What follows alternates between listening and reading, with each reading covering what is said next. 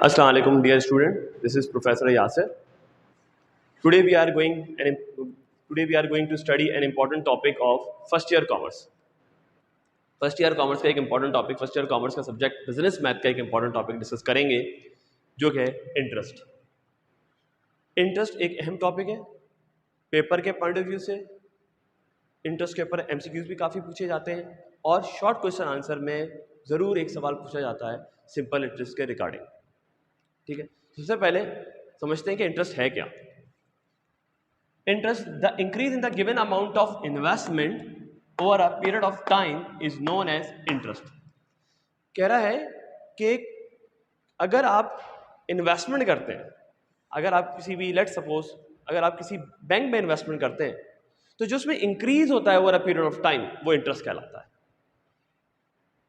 बिना कुछ किए आपने बैंक में पैसे रखे और बैंक ने कहा भाई 2 साल बाद 4 साल बाद तुम्हें हम इतना प्रॉफिट देंगे, इतना इजाफा होके मिलेगा।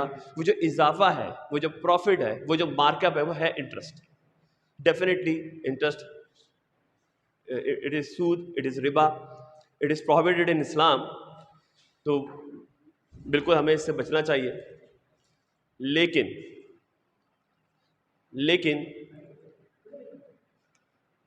अभी हम ये टॉपिक इसलिए पढ़ रहे हैं क्योंकि हमारे एग्जाम्स के हवाले से बहुत इंपॉर्टेंट है।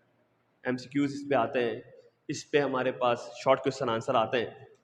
ठीक है, तो डेफिनेटली इंटरेस्ट है, इससे बचना चाहिए। लेकिन हम अभी सिर्फ इसलिए पढ़ रहे हैं क्योंकि हमें एग्जाम फोकस स्टडी करनी है। ठीक है, अब इंटरेस्ट कैलकुलेट कैसे करते हैं। हमारे पास फॉर्मूला, जो बहुत कॉमन फॉर्मूला यूज होता है, जो फर्स्ट ईयर के बिजनेस मैथ के सिलेबस में यूज होता है, वो है I equal to P R T.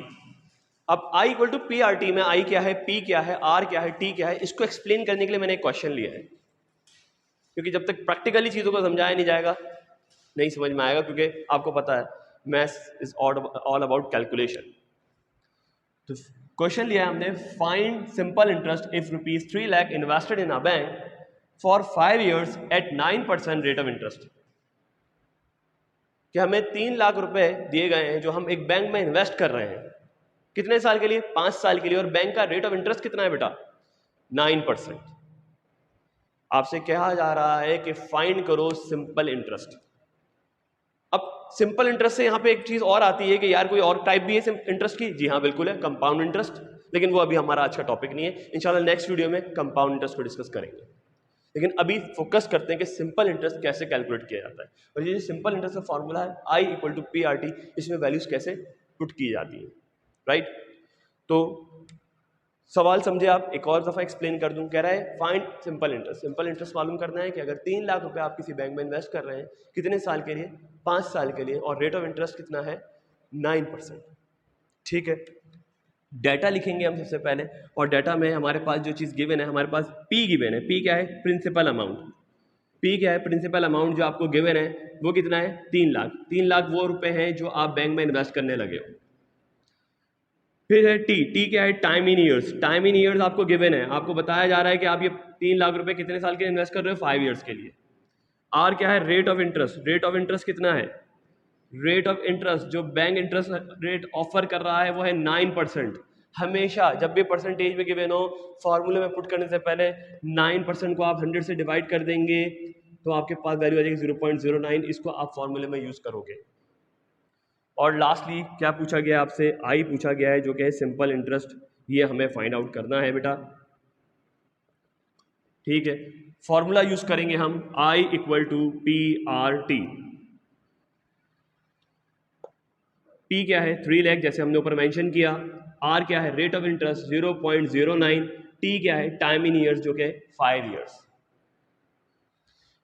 बहुत सिंपल तरीके से कैलकुलेटर की मदद से 3 लाख मल्टीप्लाई बाय 0.09 करेंगे और मल्टीप्लाई 5 करेंगे तो हमारे पास अमाउंट आ जाएगी ₹1,35,000 जो कि है सिंपल इंटरेस्ट।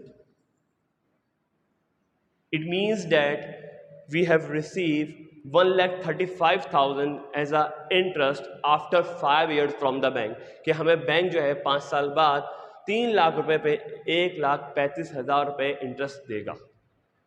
ठीक है, होपफुली आपको ये टॉपिक क्लियर होगा।